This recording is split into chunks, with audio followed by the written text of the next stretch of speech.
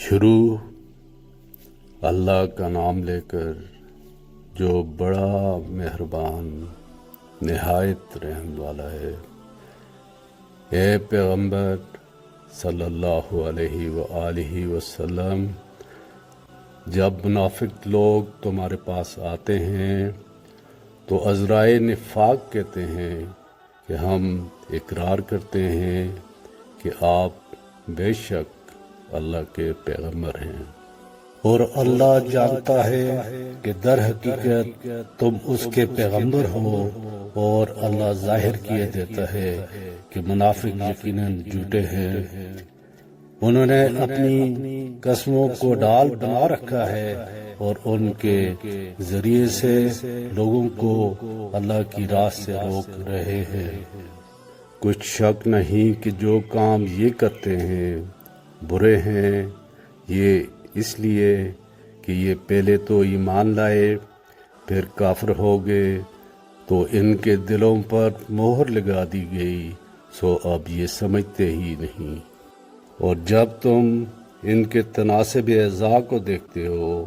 تو ان کے جسم تمہیں کیا ہی اچھے معلوم ہوتے ہیں، اور جب وہ یہ گفتگو کرتے ہیں تو تم ان کی تقریر کو توجہ سے سنتے ہو، گویا لکڑیاں ہیں جو دیواروں سے لگائی گئی ہیں،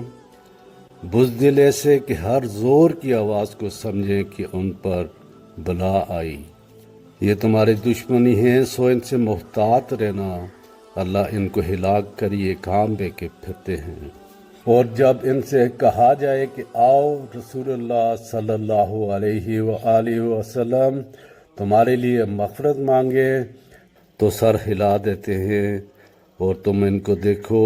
کہ تکبر کرتے ہوئے رکے ہی رہتے ہیں۔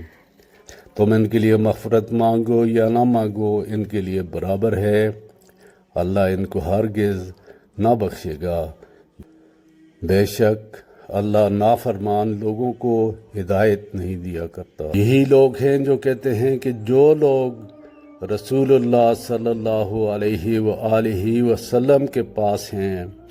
ان پر کچھ خرچ نہ کرو یہاں تک کہ یہ خود بخود بھاگ جائیں، حالانکہ آسمانوں اور زمین کے خزانے اللہ ہی کے ہیں، لیکن منافق نہیں سمجھتے۔ کہتے ہیں کہ اگر ہم لوٹ کر مدینے پہنچے تو عزت والے ذلیل لوگوں کو وہاں سے نکال باہر کریں گے، حالانکہ عزت اللہ کی ہے اور اس کے رسول کی اور مومنوں کی، لیکن منافق نہیں جانتے۔ مومنوں، تمہارا مال اور اولاد تم کو اللہ کی یاد سے غافل نہ کر دے، اور جو ایسا کرے گا